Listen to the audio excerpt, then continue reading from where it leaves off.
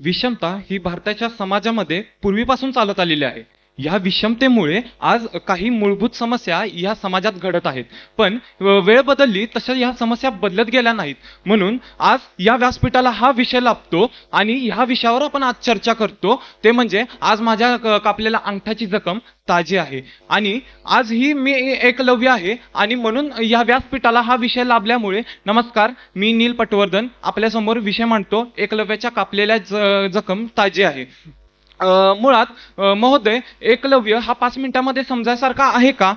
तरी मी एक छोटासा प्रयत्न करतो. एकलव्याची ज्यावेळी जखम एकलव्याचा अंगठा ज्यावेळी गळून पडला त्याचवेळी ही समस्या समाप्त व्हायला हवी होती, परंतु तसे झाले नाही. कारण ही समस्या आपल्या धमन्यांमध्ये आणि मानसिकतेत ही कुजत गेली आणि तीच जखम आज ताजी आहे. जन्म येणे दैवा हाती गाणे व्यथरची कुली थोरवी. कुठल्याही कुटुंबात आपण जन्म घेतो हे आपल्या हातात नसून देवाच्या हातात आहे. त्याचप्रमाणे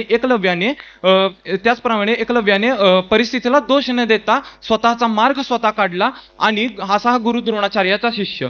गुरु विनो कोणे दावलीसी वाट ह्या विधानावर विश्वास ठेवून आपण कितीही जरी आपण शिकलो तरी गुणदोष सांगण्यासाठी गुरु हा लागतोच. अवतार पुरुष असणारे रामकृष्ण हे गुरुमुळेच तर पुढे सरकले. दत्तांचे म्हणे तर निसर्गातले 24 गुरु होते. महोदय, कोणत्याही गुरूंच्या तत्वांवर शंका उपस्थित करायचं माझं काम नाही, पण ज्या व्यवस्थेनं माणसात भेद निर्माण केला त्या व्यवस्थेवर मला प्रश्नचिन्ह निर्माण करायचं आहे आणि आजच्या काळात ती व्यवस्था बदलणे ही काळाची गरज आहे. म्हणजेच आजच्या काळात ही व्यवस्था नक्की काय आहे हे स्पष्ट करणे मला गरजेचे वाटते. आंतरजातीय लग्न केल्यामुळे वडिलांना 3 किलोमीटर लांब नेऊन केलेली मारहाण असू दे किंवा संशोधन करणाऱ्या शास्त्रज्ञांनी भारताच्या 2,02,527 मागास जातीतील 5 वर्षांच्या खालील असलेल्या मुलांचा अभ्यास केला तर त्यांची वाढ खुंटणे हे पालकांच्या उंचीवर किंवा त्यांच्या ॲनिमियावर नसून ते जातीय भेदभाव केल्यामुळे त्यांना योग्य ते पोषण न मिळणे ह्याच्यावर अवलंबून ठरले आणि म्हणून ती जखम आज ताजी आहे असं ठरवण्यात आले. मग गुरु न मिळून पण एकनिष्ठ आणि स्वाध्यायीन असणाऱ्या एकलव्याने गुरुदक्षिणा दिली. ज्याप्रमाणे ते त्याचे विद्येचे पाय खेचत होते त्याचप्रमाणे आजच्या काळात आज दुर्गम गावातील विद्यार्थ्यांचे शाळा बंद होणे, NEP अंडर शाळा बंद होणे ही आणि गुरुदक्षिणा म्हणून असणाऱ्या MPSC, UPSC, JEE, NEET यासारख्या अनेक परीक्षांच्या फीजमुळे आज कुठेतरी ही जखम ओली आहे असं मला वाटते. यानंतर अजून एक मुद्द्यात हात घालायचा म्हणला तर एकलव्य हे फक्त पुरुषांपुरतच मर्यादित राहिलंय का?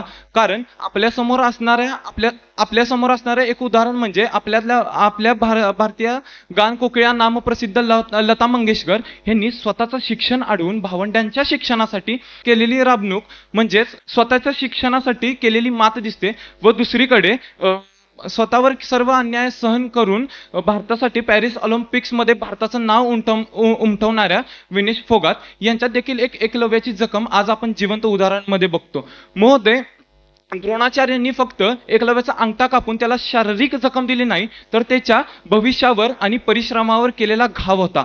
त्याचप्रमाणे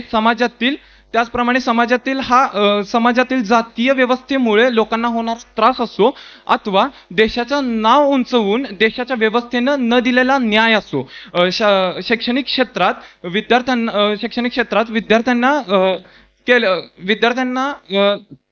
विद्यार्थ्यांसाठी बंद होणारी शाळा असो किंवा पेपर फुटीमुळे विद्यार्थ्यांनी केलेली आत्महत्या असो, काही रूढी परंपरांमुळे महिलांना बंधनात ठेवलेला असो किंवा काहींच्या लालसेपोटी चिमुकल्यांवर केलेले अत्याचार असो, हे सर्व उदाहरण आपल्याला एकलव्याची जखम ताजी आहेत याच दृष्टीने घेऊन चालले आहेत. म्हणजे सांगण्याचं एवढंच तात्पर्य की ही जर आपण ह्या व्यवस्थेविरुद्ध या जनतेनं सुजाण नागरिकांनी जर योग्य ती पावलं नाही उचलली तर ही जखम इथनं पुढे अशीच ताजी राहील. आणि धन्यवाद.